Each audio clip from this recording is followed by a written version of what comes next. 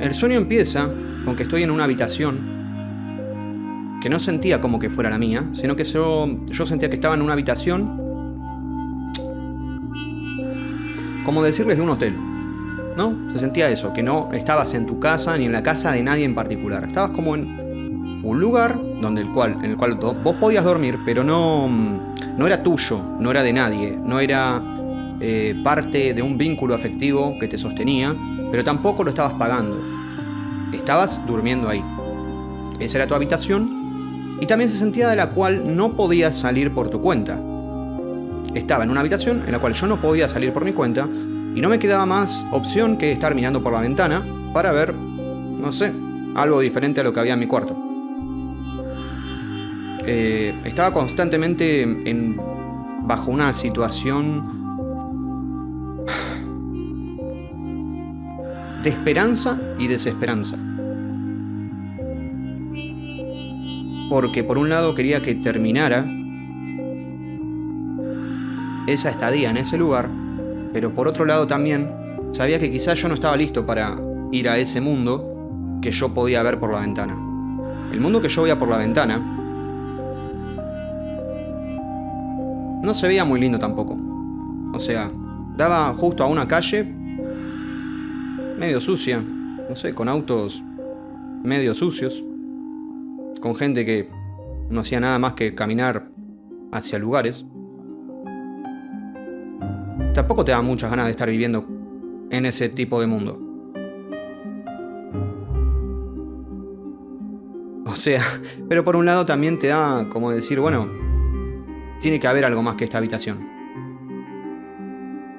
Estaba también como muy debilitado. Estaba como dopado. Como que no tenía mucha fuerza, no tenía energía como para levantarme y hacer cosas y tener ganas de explorar y tener esa chispa de vida. No tenía nada de eso. Simplemente estaba despierto, con poca energía, con una sensación de desesperanza y en realidad también de encierro absoluto, porque si me da miedo en realidad que se termine el motivo por el cual yo estaba obligado a estar en esa habitación, y a la vez que vos sabés que como estuviste demasiado tiempo en esa habitación, el mundo fuera de esa habitación, vos no estás listo para eso. Y quizás ya quedaste desfasado en el ritmo de ese mundo. Es decir, si a vos te soltaban, es como un animal en cautiverio. Si está mucho tiempo en cautiverio, claramente después cuando lo suelten en la naturaleza, no va a poder vivir bien. No va a saber qué hacer para conseguir comida, no va a saber qué hacer para conseguir pareja, no va a saber qué hacer un carajo, no sabe nada. Bueno, se sentía eso, exactamente eso. Y yo no sabía en realidad por qué estaba en esa habitación. No me terminaba de quedar claro, no me terminaba de acordar. No sé cómo llegué ahí. Pero tampoco sabía cómo irme. No sabía si quería irme, no sabía si que era una confusión. Simplemente yo sabía que en algún lado la vida podía ser mejor. Yo estaba completamente seguro de que la vida podía ser mejor que eso. Podía ser mejor que lo que había en esa habitación y podía ser mejor que lo que había fuera de esa habitación. Que lo que yo veía por la ventana. Ese es un contexto sentimental.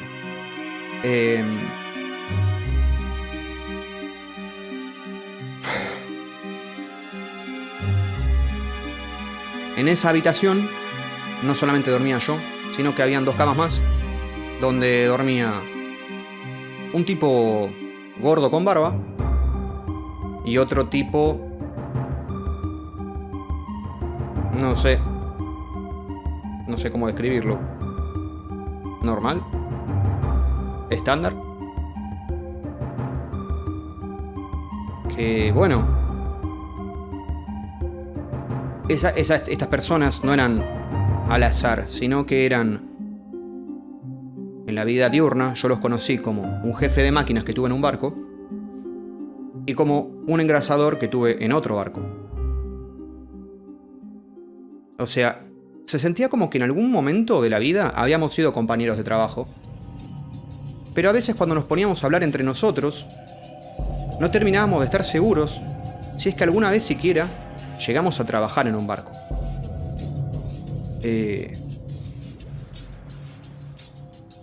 Era como que nos conocíamos, pero como se supone que estábamos ahí, y como ellos también estaban dopados, y como todo el tiempo se nos estaba recordando que estábamos no listos para estar en la sociedad, se nos recordaba que estábamos enfermos, se nos recordaba que estábamos locos, se nos recordaba que no teníamos los mismos derechos que la gente, y se recordaba que éramos medio una carga.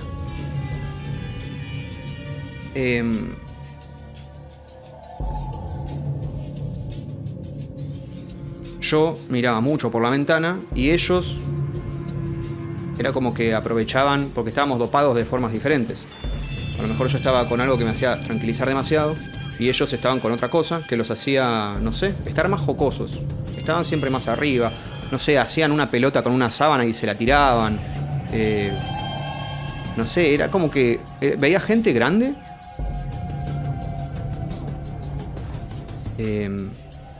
Y no solamente gente grande, sino gente que ha buscado, por ejemplo, el jefe dejarse la barba, el tipo de tatuajes que tenía. Es como que tenía bien presente el dar una actitud ruda. Y ver a alguien que se trató de generar en sí mismo una armadura de una actitud ruda en esta situación ya te empezaba a impactar un poco. Porque es como alguien con una actitud ruda y que se gastó bastante en hacerse una armadura de hombre rudo, lo ves jugando como un nene, teniendo más de 40 años. Lo cual no está mal, pero sin duda no cuadra con lo que sería para una armadura de un hombre rudo. Lo mismo con el engrasador.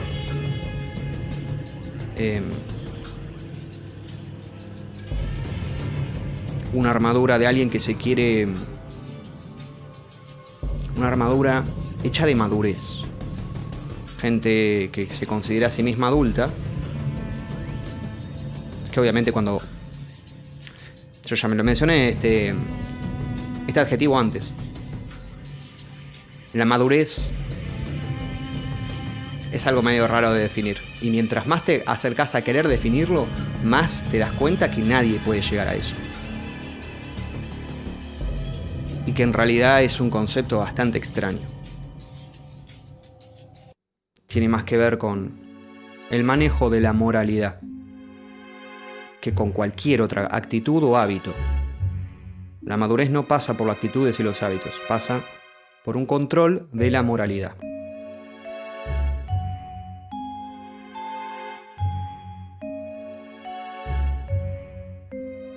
Todo era blanco en esa habitación. Las camas, las sábanas, las paredes. No había decoración. Salvando por un cuadro que tenía... Era un mar con unos barquitos. Y a veces en mi locura, porque cuando hablaba con ellos también sentían que nos conocíamos todos. Nos habríamos conocido en algún barco, pero nadie podía recordar ni siquiera haber sido marino alguna vez.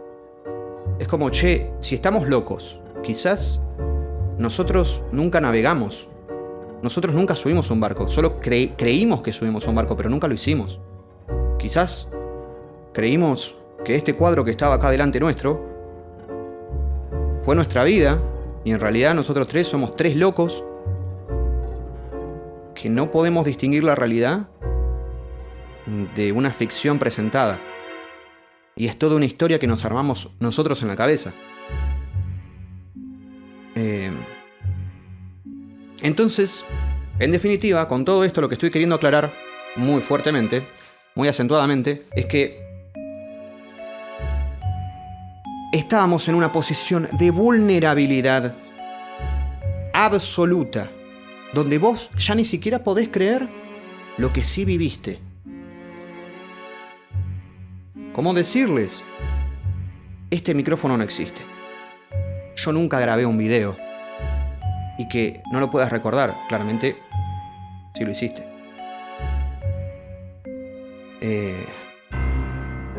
Pero tal cual eso. Como que alguien, cualquiera, podía venir a decirme, no, vos nunca grabaste un video. Y que yo les crea más a esa persona que los propios videos que yo hice. Me puedo estar viendo filmado y decir, no, no soy ese, seguramente no soy ese, porque a mí me dijeron que yo nunca hice ningún video. Debe ser otra persona esa persona que se grabó. Muy parecida físicamente a mí, pero no es la misma. Yo seguramente no hice nada. Esa es la vulnerabilidad absoluta. Esa es la vulnerabilidad absoluta.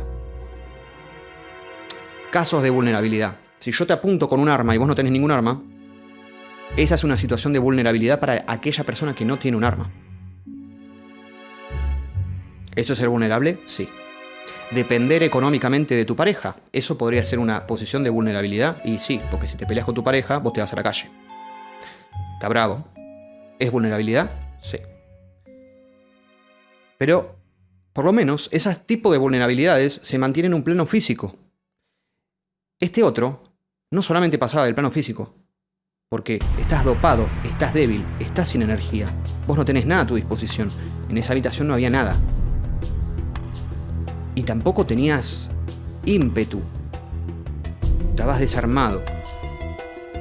Y además, no podías confiar ni siquiera en tu mundo interno, porque estabas totalmente abrumado por andá a saber qué tipo de sustancias que te impedían recordar incluso las cosas que vos sí viviste, sí hiciste, sí sentiste.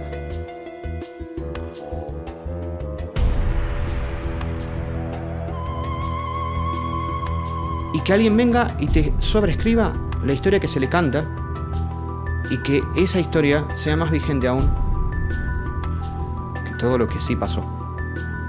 Como si los hechos y los relatos tuviesen, de hecho, como si los hechos tuviesen menos relevancia que el relato que te hayan dicho. El relato quedaba por encima del hecho.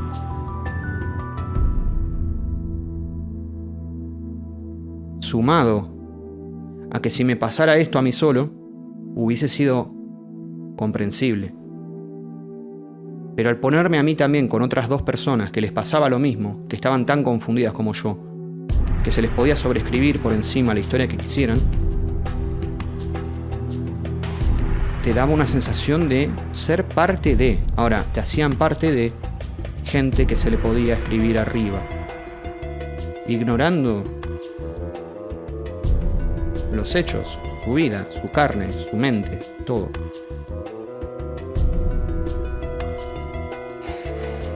Es el cuadro de mayor vulnerabilidad hasta ahora en mis sueños. Y lo peor de esto es que se sentía extremadamente diurno. Así que bueno, los días pasaban y era esto, ¿no? Convivir ahí adentro, mirar por la ventana, anhelar. Y anhelar no sabes qué, pero anhelabas. Anhelabas una realidad distinta, anhelabas... Pero no una realidad distinta de quisiera estar afuera. Ni siquiera. Anhelabas otro afuera también. Anhelabas no ser tan débil. Anhelabas saber qué carajo estaba pasando. Anhelabas saber si alguien estaba sacando provecho de eso o si no. Mucho anhelo de cambio. Mucha crisis de decir, che, si esto es la vida no la quiero. Si esto es vida, si este es el regalo, si este es el regalo de vivir, te lo devuelvo. No tengo ningún problema. Si este es. Si el regalo de vivir es otra cosa, por favor, que sea otra cosa. Yo sé que tiene que ser otra cosa. Y ese era mi anhelo. Que la vida tenía que ser otra cosa. No podía ser solamente eso.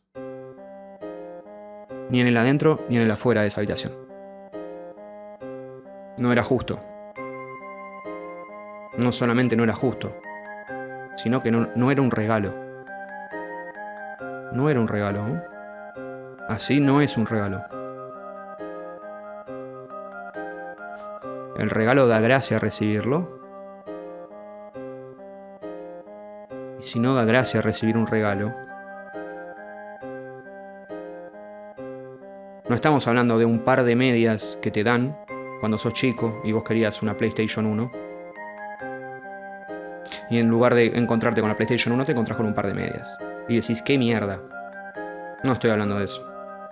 Estoy hablando que en lugar de ser una PlayStation 1, es una lata con uranio abierta. Residuo radioactivo. Que te va a matar. Pero no sin antes torturarte toda tu existencia con aflicciones que vos no sos capaz de entender ni sos capaz de curar. Eso no es un regalo. Descomponerse en vida no es un regalo. ¿Entendés? Que descomponerse en vida no es un regalo. Espero que sí. A veces nos dejaban salir.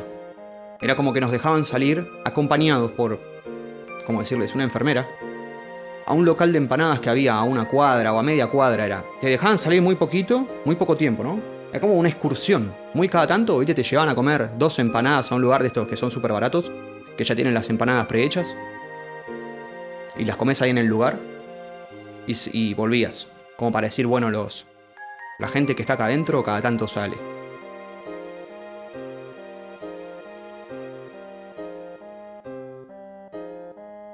No estaban feas esas empanadas. Pero tampoco eran la gran cosa, pero sin duda no comíamos empanadas en ese lugar donde yo estaba, así que cuando lo hacíamos no estaba mal. Hasta a veces recuerdo sonreír algunas veces un poco con algunos de los chistes que tiraban los otros dos. O algunas de las ocurrencias que tenían. Porque claro, al estar tanto tiempo en esa habitación, las interacciones entre nosotros no eran iguales que las interacciones que tiene normalmente la gente. Entonces,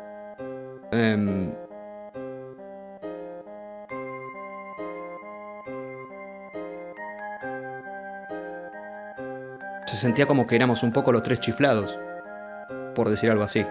Gente, no sé, que no vive con la norma, que está desquiciada un poco. No tiene punto de referencia para entender nada. Más que el único punto de referencia que teníamos era: ustedes 3 están locos. Todo lo que dicen, todo lo que hacen, todo lo que piensan está errado. Todo lo que sienten está errado. Está mal. Una persona normal no debería sentir eso, no debería pensar eso, no debería decir eso. Y era un estado constante. No se podía decir nada, pensar nada, porque por más que estuvieses acertado, te dirían que un reloj roto acierta el horario 2 veces al día. Ese es el concepto.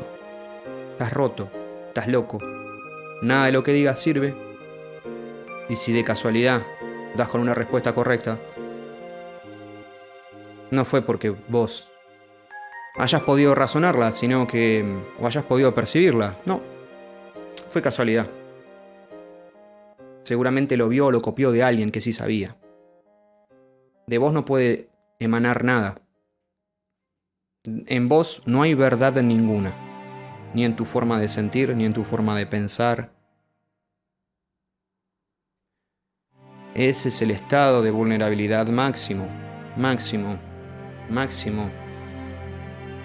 ¿Cuántos años vivimos en ese estado?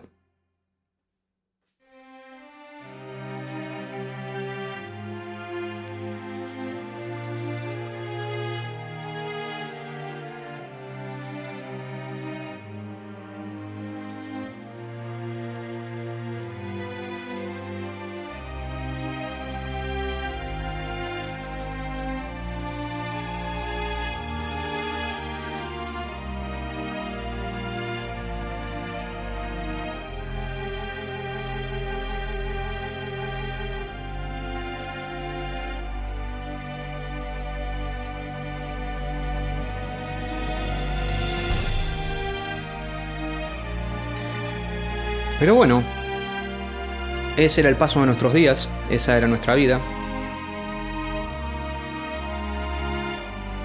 Y por nosotros mismos no podíamos desalojar ese lugar, ni podíamos volver a tener nuestra propia autoridad como para ser una persona de nuevo. Si estábamos afuera no teníamos chance de supervivencia y dependíamos de la gente que nos cuidaba de adentro.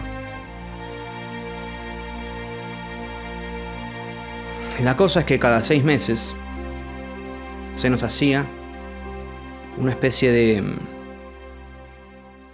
evaluación donde éramos llevados individualmente por una enfermera a, no sé cómo decirle, un despacho, no me sale la palabra, o donde atienden los médicos, bueno, otra habitación, clínica, pero no, era otra habitación dentro del mismo edificio, donde habían un psiquiatra, un psicólogo y un juez. En un escritorio ahí súper complejo armado,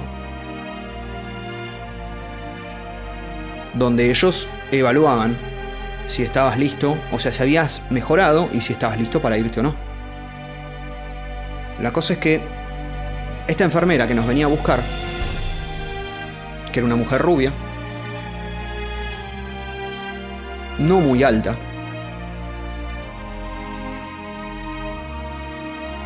¿no? Con delantal,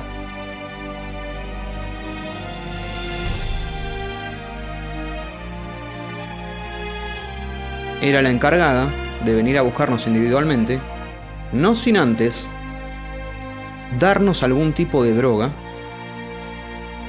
que nos provocaba efectos muy extremos. A veces te inyectaba, o te daba píldoras, o te daba jarabes, que te ponían en un estado rabioso absoluto. Rabioso absoluto. Vos no... Es como que tenías tanta bronca, te ponías todo duro, te empezabas como a gritar. Todo tu ser adentro era como toda esa energía contenida que nunca pudo salir, necesitaba salir instantáneamente, y en ese estado te ponían el chaleco de fuerza y te llevaban a este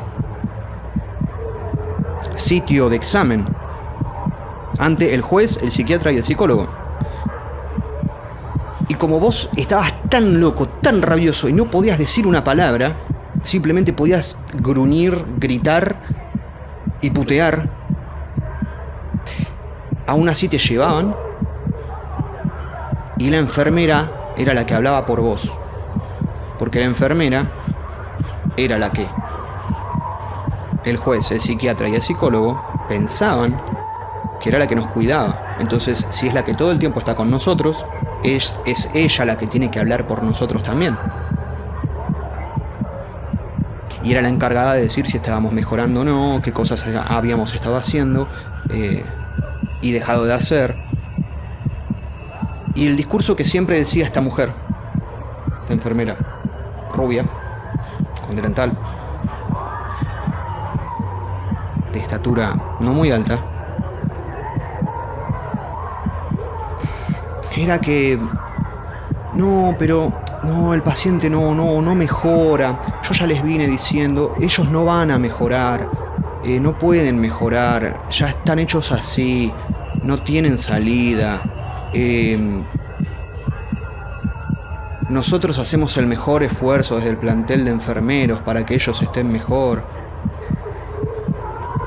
Pero no dan, no pueden, no les sale. No pueden ser mejores, no pueden civilizarse más de esto. Pobrecitos, nosotros los queremos, pero no mejoran.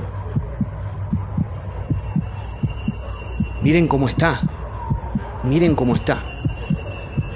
Y claro, ven a un tipo todo rabioso, puteando, con chaleco de fuerza, ¿y qué van a decir? 6 meses más. Y si bien era tu cuerpo el que estaba en ese estado, tu mente podía ver como si estuvieses en esa ventana lo que te estaban haciendo. Tu mente seguía igual de perfecta y lúcida que lo que estuvo siempre. Pero vos y tu mente no tenían la capacidad de hacer nada. Fuiste robado. Robado de tu ser. Y al escuchar siempre todo este discurso, lo único que hacía era darte más bronca en ese estado de furia, ¿no? Otras veces, la droga que te daban te hacía quedar completamente hecho un trapo, donde se te caía la baba, ¿no? A veces se te salía un poco de meo, es como que ya tus músculos no estaban reaccionando, estabas tan débil, pero tan débil que te tenían que llevar entre dos y vas caminando así despacito. Y era lo mismo, era el mismo discurso de la enfermera. Era, no, pero no mejoran, esta vez le cambiamos la medicación y miren cómo está. Esto va para largo, esto quizás algún día dentro de muchos años, esto con mucha paciencia. Y tu mente registrando todo. Tu mente registrando todo. Y sabiendo cuál es la verdad. ¿Por qué me dopan así solamente en el momento de la evaluación? Si normalmente así no somos todos los días, ¿por qué obligatoriamente nos tienen que maldopar al momento de ser examinados? Si nosotros no somos todo el tiempo así. De hecho, cada vez que esa enfermera entraba a nuestra habitación para venir a buscar a alguno, yo te voy a decir que era choqueante ver a alguien con una armadura de madurez, como era este engrasador, tratando de esconderse abajo de la cama. O a este otro, el jefe, queriéndose esconder atrás de una cortina. Tipo, te estamos viendo. Era ridículo, pero les daba tanto miedo. Porque realmente cuando te inyectaban esas cosas, la pasabas tan mal, te sentías tan robado de vos mismo. Tipo, no soy esto y no me siento como me estoy sintiendo. ¿Qué me hicieron? ¿Qué me están haciendo? ¿Qué me están haciendo hacer? ¿Qué me están haciendo decir? Y siempre el discurso era el mismo. Era cada 6 meses lo mismo. Bueno, a veces no te mandaban 6 meses más, a veces te mandaban 4 meses más. Y a los 4 meses pues te mandaban 6 meses. Era una perpetua condena de esto. Y vos sabiendo, ¿yo qué puedo hacer? ¿A quién le voy a pedir algo? ¿A quién le puedo decir? No, lo que pasa es que la enfermera nos droga. Mal. Si estás loco. Mirá lo que dice este. Mirá lo que dice, pobrecito. Vive otra realidad. Dice que la enfermera lo droga. No, yo no lo drogo. Nadie te hace nada. Son así. Y vos sabiendo la verdad atrás de esa ventana, que son tus ojos.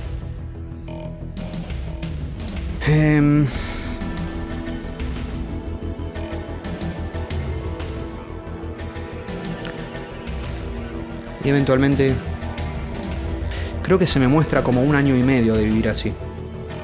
Y cuando ya pasa 1 año y medio, yo seguía mirando por la ventana.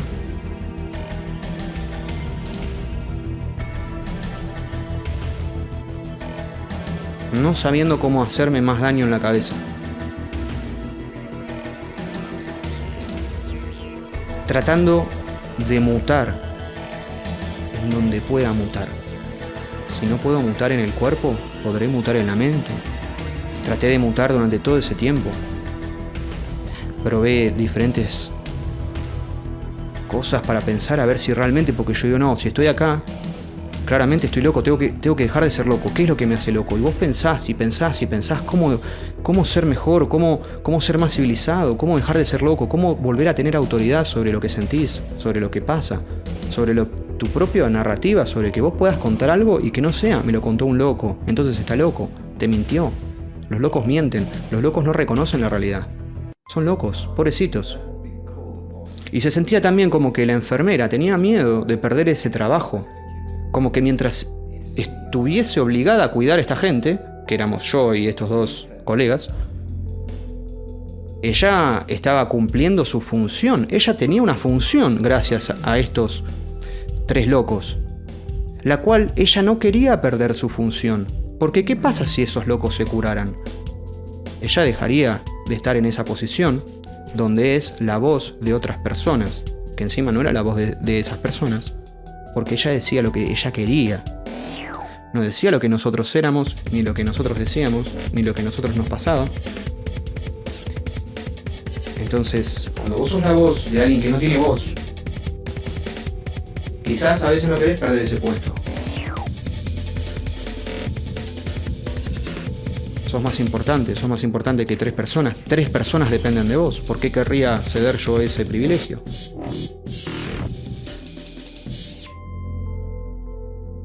Eso es lo que pensaría una persona un poco trastornada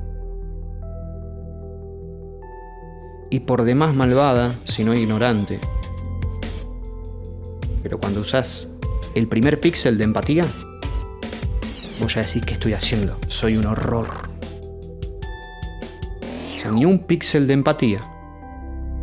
Ni un píxel de empatía.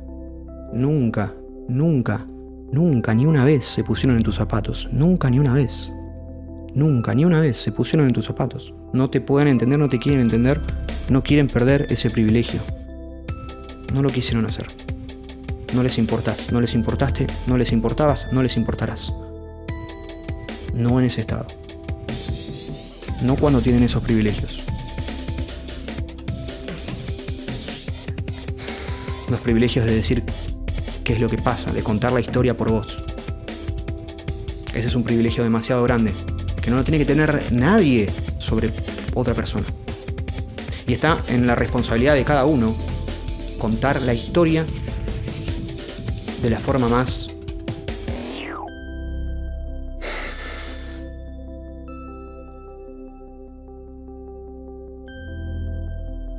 verdadera posible. Una historia puede estar cargada con subjetividad, pero desde ningún punto de vista esa historia cargada con subjetividad se la tiene que contrastar con otros puntos de vista de esa misma historia y tiene que cuadrar todos. No te digo que no esté cargada de subjetividad, te digo que sea verdadera. Esta persona, a esta enfermera, no le importaba nada de eso. Mientras ella se sintiera anclada a ese trabajo, porque ella también tenía un trabajo seguro, pero en un ancla. ¿Quién quisiera solamente estar cuidando locos? ¿Por qué simplemente querés cuidar locos? ¿Por qué no querés que mejoremos en serio? ¿Tenés miedo a experimentar más de la vida? ¿Querés que la vida sea solo esto, cuidar locos? Vos sos la cuerda, nosotros los locos. Qué linda función que te armaste, ¿eh? Pero bueno, todo espectáculo termina, ¿no? Dicen que lo bueno dura poco. Lo verdadero dura para siempre, afortunadamente. Y es con los conceptos que a mí me gusta manejarme. Así que ese fue el sueño. El título no me gusta mucho porque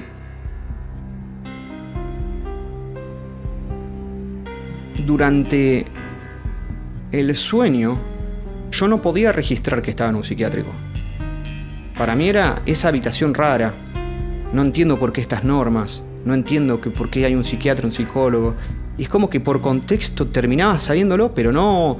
Era como que había un algo que no te permitía, de hecho, ni a mí ni a mis colegas, decir: che, estamos en un psiquiátrico, ¿no? Teníamos como medio autocensurado decir eso. Registrar, reconocer dónde estábamos. Era como una regla tácita de estar ahí. Ni siquiera puesta por nosotros, sino no sé por qué no podemos pronunciar dónde estábamos. Y que en el título salga directamente ya psiquiátrico de los marinos, ya adelanta todo lo que pasa, ¿no? Bueno, fue un placer contar este sueño. Fue un placer contar este sueño.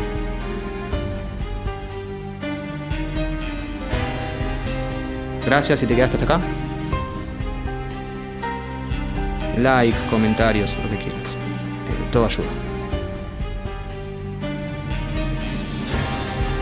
Incluso si no hay nadie, si no hay comentarios y si no hay likes.